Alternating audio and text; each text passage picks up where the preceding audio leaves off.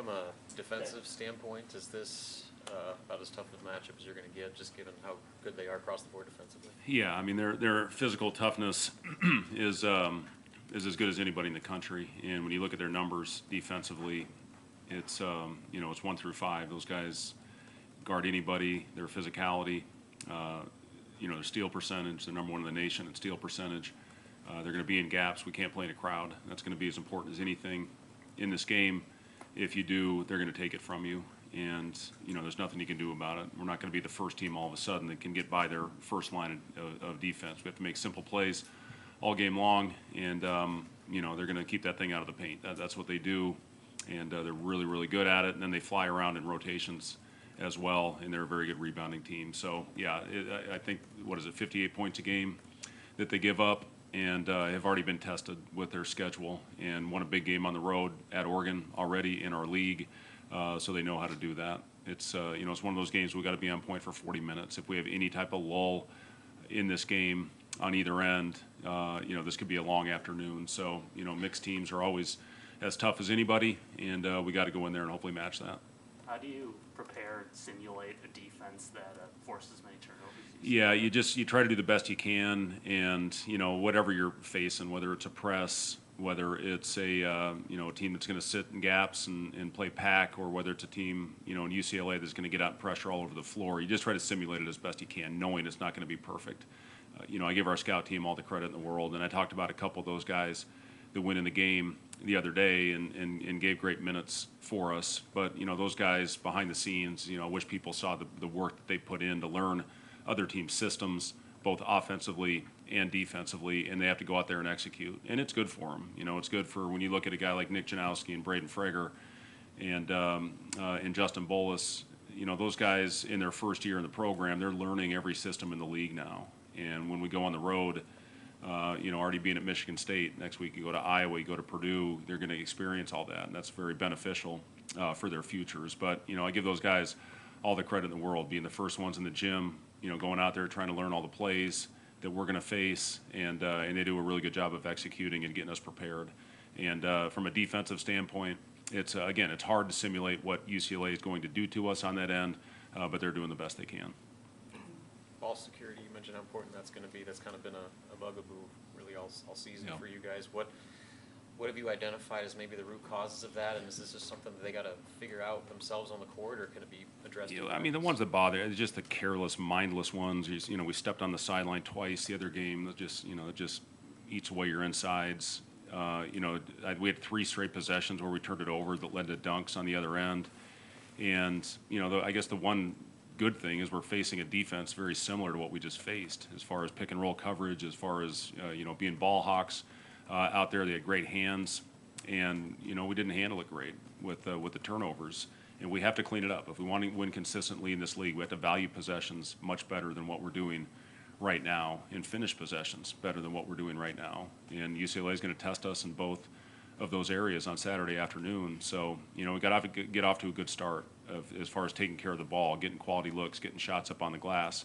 If you turn it over, they turn it into dunks and layups and threes on the other end. So we have to take care of the ball. We have to value possessions. You've said this has to be a gritty, grimy team. When did you see the guys themselves maybe buy into that idea or that philosophy? Well, I think we kind of have to. Early on when we were really struggling, we've shot it better as of late, but when we were really struggling to put the ball in the basket, you got to find a way to win in other ways. And I thought that we did a pretty good job of that. We've done a good job of that all year long as far as buying into the defensive system and the game plan discipline. And we've been pretty solid with the exception of a couple games, and we've lost those games where we haven't been as sharp or we haven't been as on point. But our guys have really grown. When we got it handed to us on the road at Michigan State, we've been pretty good ever since. And and now the challenge is once we start playing these bigger, more physical teams, this team is very similar to Michigan State in the way that they're going to go out with their physicality and really get after us. And we'll see how we handle it, and we'll see how we respond. There's going to be adversity that hits us at some point on Saturday, and how we handle it will determine whether we have a chance to win or not. And that's the theme in this league, is handling adversity much better than we did against Michigan State, and we've done a solid job. We had close games, in Hawaii that we pulled away in the end. So, you know, late game execution is going to be very important. We're going to play a lot of close games. And these last 18, and the team that executes best on the stretch are the ones that are going to be on top of this league at the end. In past seasons, how have you handled the emotions of players going against their former teams? Obviously, with Berke on Saturday, and then even going into next week with Ahron going into time.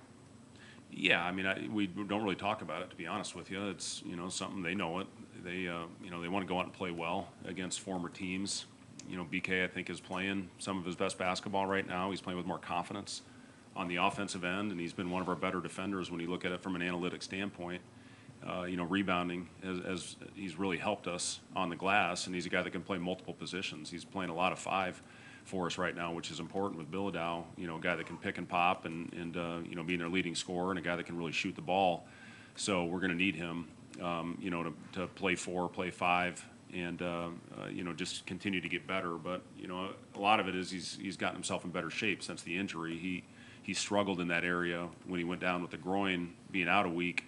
It's taken him a while to get back in the game shape that he needs to be in. But I think he's pretty close. Just did an extra conditioning session out there right now with our strength coach. And I know these are big games, you know, for these guys when you face your former program. They want to go out and play well, but, you know, at the same time, you don't want to put too much pressure on yourself. Just go out there and play with instincts, which is when Berke is at his best, and, you know, hopefully play well. What have you seen from Bilodeau that's maybe different this year than playing again? You coach against him. Yeah, he's playing with a ton of confidence. He's, you know, they're putting him in a lot of really good situations. They're pick and popping him with the floor flat, which is a tough cover, especially when they have quick guards like they do. And then they're putting him on the mid post and letting him go to work with different type of ISOs. It's tough. Those are hard covers. It's the number one thing on your scouting report is how are you going to cover a shooting 5, or a guy at the 4 when they slide him down and come in big. You know, are you going to change it? And, you know, they do a really good job. Mick does a great job of putting those guys in good situations. And, you know, he's a guy, you look at, I think it was a Carolina game, he hits 2 threes coming down the court. Our 5's instincts can't be to run to the paint when there's nobody in there. We have to match. We have to match in transition. And he puts you in a difficult position because of his skill set. How has Ahron progressed that little bit? Yeah, Ahron did a little bit of contact today. He was non-contact yesterday. He's still a little bit sore. You know, obviously it would be great to have him because of the pressure that they're going to apply to us, but we're not going to take any chances. We know we've got a lot of games left. So, you know, we'll see how he responds to today's load, and hopefully he can do a little bit more tomorrow. And, you know, we'll see where he is. It'll be a game time decision on Saturday. With all the talk about just these first 5 games of January and how difficult the stretches could be, and pair that with how good you guys have been at home, how important is this one? Just the fact that you have a marquee opponent at home that has to travel halfway across the country, and just the advantages that come with that. Yeah, you know, and the way our league is now, I know they're coming in today, so they get 2 days to acclimate to the time zone, and it's smart. And, you know, it's important in this league. You got to do the best you can to protect your home court. We did obviously a great job of that last year.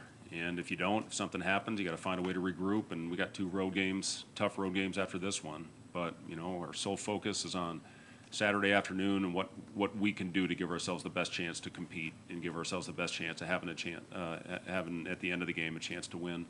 And, you know, I'm confident our guys will continue to do that. We've played well. You know, now the challenge is, you know, once we get smacked in the face, we got to find a way to handle that as good as possible to give ourselves a chance to win. How much did that little late run by Gavin do for his confidence? And I guess, did you see a little more pep in his step this week, just that he finally got that? You know what, it started with practice. He had a good week of practice. And, you know, we looked for opportunity to get him in the game, and I'm glad we did those last, whatever it was, 4 minutes. And he went out there, to Gavin's credit, and he played great. And those are the things, you know, along with practices that lead to more opportunity. And, you know, it's all our guys. Kale obviously is one of our most consistent players when it comes to following the game plan and knowing the scouting report. And Gavin's a guy that can take the lid off when the ball's not going in. And, you know, I think he showed that the other day. His shot looked really pure in that game. So, you know, just continue to be ready when your name's called and go out there and give your team a positive impact. Anything else for Coach? Thanks, guys. Thank you. We'll go over to 4 players.